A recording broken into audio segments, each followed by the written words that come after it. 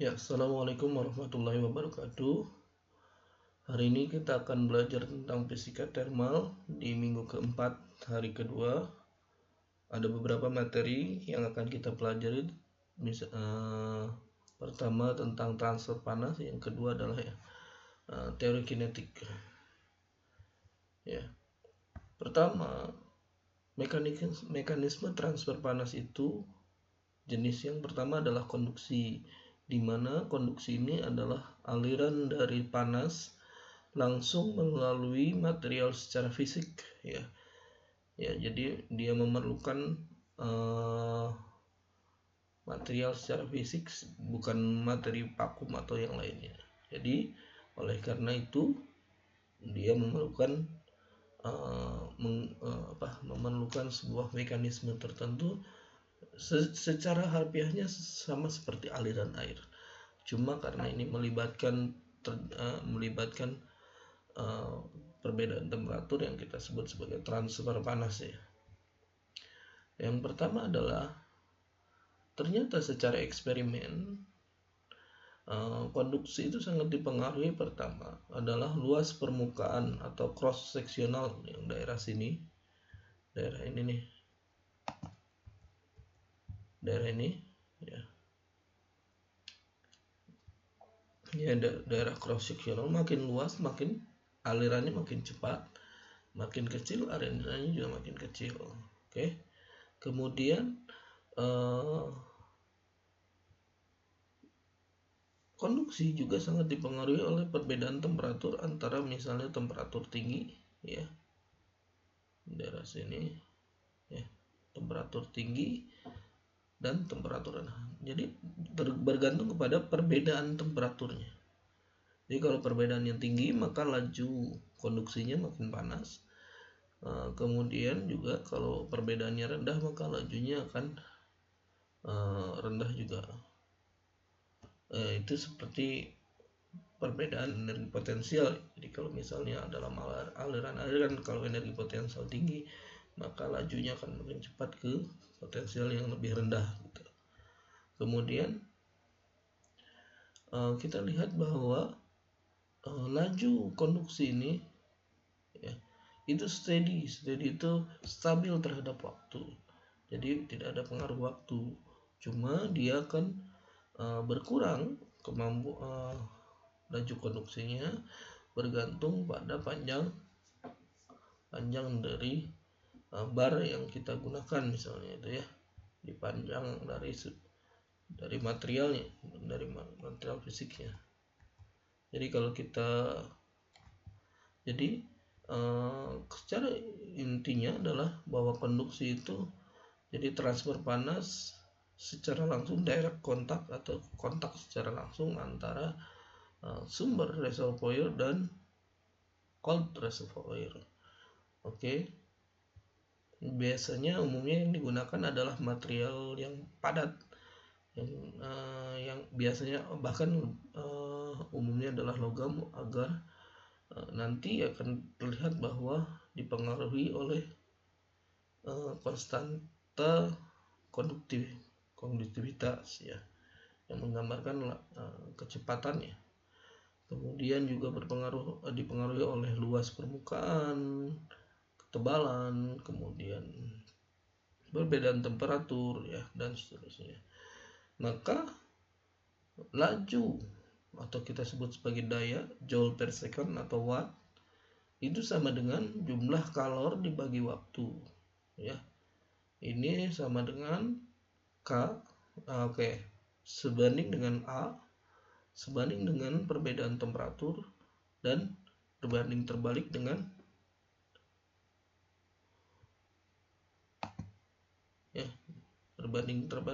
L, dan kita tinggal kalikan dengan konstanta. Nah, kita kalikan dengan konstanta K, yaitu adalah thermal konduktivitas thermal dari materialnya. Jadi material yang kita pilih sebagai material transfer panas, dan setiap material memiliki konduktivitas panas berbeda. Kemudian juga ada beberapa yang material sebagai insulasi di mana dia memiliki konduktivitas panas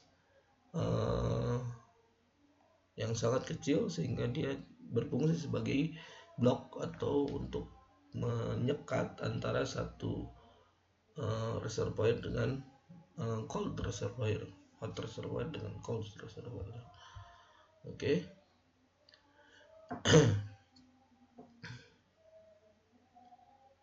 Nah, kalau dengan menggunakan konsep seperti ini, kita akan dapatkan ada sebuah istilah baru, yaitu thermal resistance. Thermal resistance ini adalah perbandingan antara L dibagi dengan konduktivitas panas, ya. Kita sebut sebagai thermal resistance atau R ini. Oke ya, dan setiap material berbeda-beda bergantung dari konduktivitas panas yang digunakan, L yang digunakan, panjang yang digunakan, dan seterusnya. Contoh, kita punya reservoir panas, kemudian ini adalah material 1, kemudian material 2 dengan panjang L1, ini material 1 dengan panjang L1, material 2 dengan panjang L2, dan suhu reservoir dinginnya adalah TC. Karena terjadi kesetimbangan panas, maka laju di material pertama itu sama dengan material kedua, ya. Makanya K1 kali A TX minus TC per L1 sama dengan K2 kali A TH min TX per L2. Oke, dengan demikian kita dapatkan dengan persamaan matematik sederhana, kita dapatkan bahwa TX, suhu di antara material 1 dan material 2 itu adalah K1 kali L2 kali TC ditambah K2 L1 TH bagi K1 L2 K2 L1, ya. Jadi ini adalah suhu kesetimbangan ketika terjadi transfer panas dari reservoir panas ke reservoir dingin. Clue utamanya adalah laju atau daya yang ditransferkan dari sini itu sama karena terjadi kesetimbangan.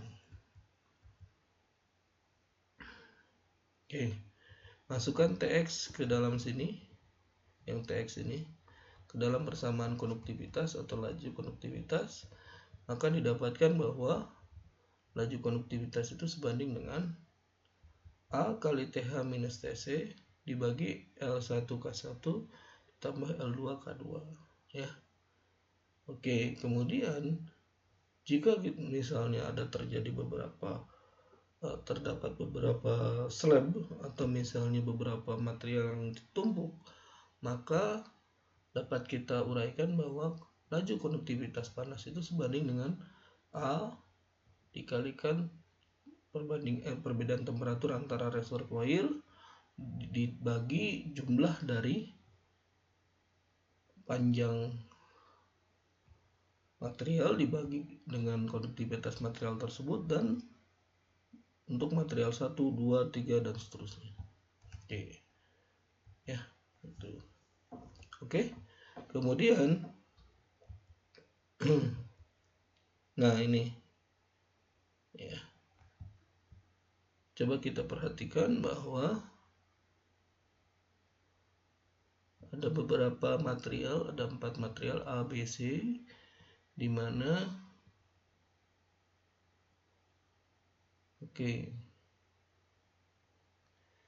jadi misalnya ini ada reservoir panas di sini, suhunya 25 derajat. Kemudian di sini reservoir dingin, ya. Reservoir dingin minus 10 derajat Celcius.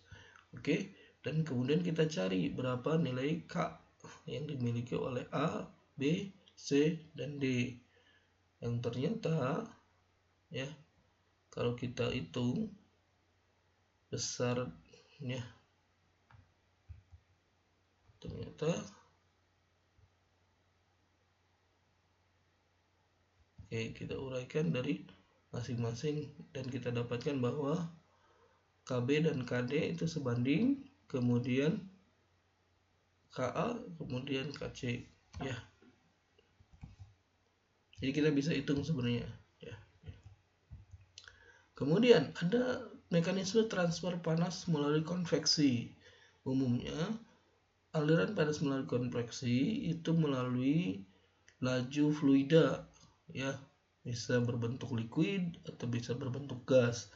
Ini juga disebabkan terjadinya perbedaan temperatur, seperti misalnya udara panas, kemudian udara panas tersebut membawa panas dan kemudian dia akan bergerak ya. Ini contohnya adalah mekanisme transfer panas di muka bumi, misalnya di laut dan di darat ya. Ketika siang hari udara reservoir panas berada di daerah daratan, kemudian lautan itu adalah reservoir dingin, maka panas itu akan menjalar ke atas sehingga udara di atas panas, kemudian mengalir ke laut, kemudian balik lagi karena laut sebagai reservoir dingin, ada udara dingin lari ke berjalan ke darat, maka pada siang hari itu adalah di mana ada angin dari laut ke darat. Tapi pada malam hari kita perhatikan bahwa laut sebagai reservoir panas, kemudian darat sebagai reservoir dingin ya. Udara panas berjalan ke atas, kemudian dari daratan terjadi aliran fluida dingin ke lautan, sehingga pada malam hari umumnya digunakan para pelaut untuk berangkat ke laut karena ada udara panas yang bergerak dari daratan ke laut.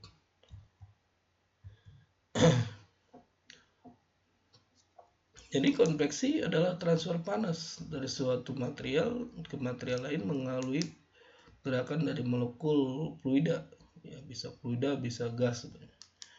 Jadi misalnya adalah kita memanaskan air menggunakan panci, maka di bagian bawah terjadi proses pemanasan, kemudian air yang panas tadi dia akan bergerak ke atas ya, kemudian air dingin bergerak ke bawah dan terus berputar sehingga terjadi seperti proses pendidihan gitu ya. Oke. Juga misalnya kita gunakan proses pemanasan menggunakan tungku di dalam rumah misalnya, di mana udara panas bergerak di dalam ruangan, bergerak ke atas, kemudian karena setelah mendingin dia bergerak ke bawah dan seterusnya. Dan inilah sistem paling sederhana dalam konveksi ya. Nah, bagaimana kalau misalnya tidak ada atau bagaimana transfer panas pada kondisi vakum misalnya ya, atau di mana tidak ada materi, misalnya di luar angkasa atau di material-material yang kita vakum ya. Dan umumnya ternyata karena tidak dapat mengalirkan secara langsung, maka transfer panas pada media vakum itu terjadi akibat adanya radiasi ya. Di mana radiasi ini disebabkan dan menggunakan radiasi gelombang elektromagnetik seperti infrared, visible, ultraviolet dan seterusnya ya. Tidak seperti konduksi dan konveksi, aliran karena si gelombang elektromagnetik dapat menjalar pada media vakum, maka dia dapat memanaskan hingga ya dalam tanda kutip melewati media vakum tersebut ya. Jadi ciri-ciri utamanya adalah reservoir panas itu sangat cerah, saking panasnya sangat berglow itu bersinar karena saking panasnya, maka panas tersebut menghasilkan radiasi gelombang infrared misalnya atau visible light, ultraviolet misalnya. Kemudian gelombang elektromagnetik tersebut menjalar kemudian masuk ke ruang vakum, kemudian sampai ke media yang lainnya gitu ya.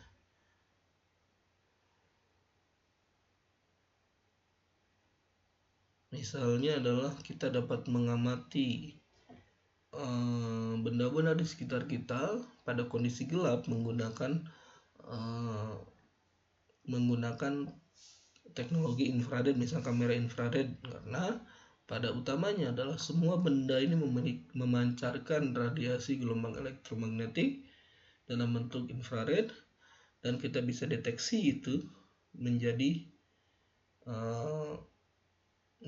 sebuah citra gitu ya. Dan ternyata energi dari radiasi itu sebanding dengan luas permukaan yang dipancarkan, kemudian juga proporsional dengan temperatur pangkat 4, kemudian juga proporsional dengan konstanta emissivity ini bernilai 0 sampai 1, di mana ini menggambarkan efektivitas dari sebuah benda dalam memancarkan energi radiasi. Oke. Jadi secara sederhananya adalah energi panas tersebut dibawa atau dipancarkan menggunakan gelombang elektromagnetik. Kemudian radiasi tidak membutuhkan medium dan bergerak dengan kecepatan cahaya, ini kelebihannya. Ya, kemudian contoh misalnya adalah energi radiasi matahari, kemudian radiasi dari benda-benda yang terbakar gitu atau memiliki panas, maka sebenarnya secara tidak terjadi konduksi antara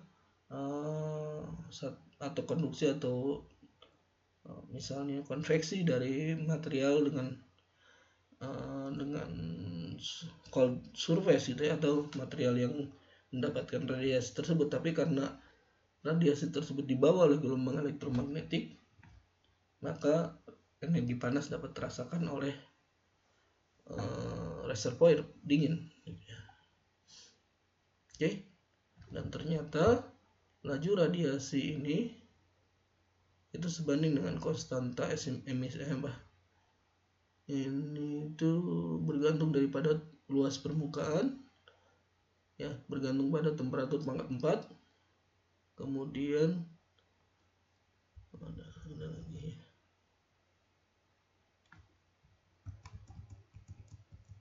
ini konstanta emissivity, dan ini adalah konstanta Boltzmann, Stephen Boltzmann ya.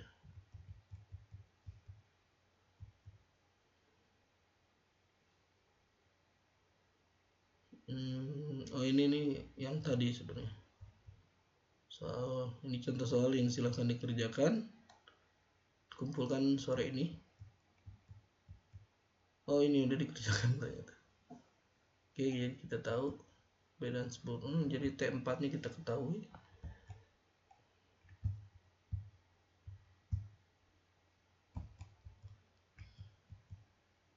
Oke, ini juga contoh soal yang bisa kita kerjakan.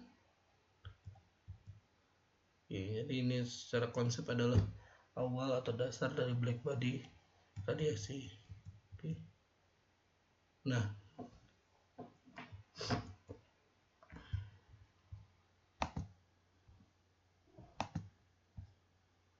kita lanjutkan belajar tentang teori kinetik. Jadi salah satu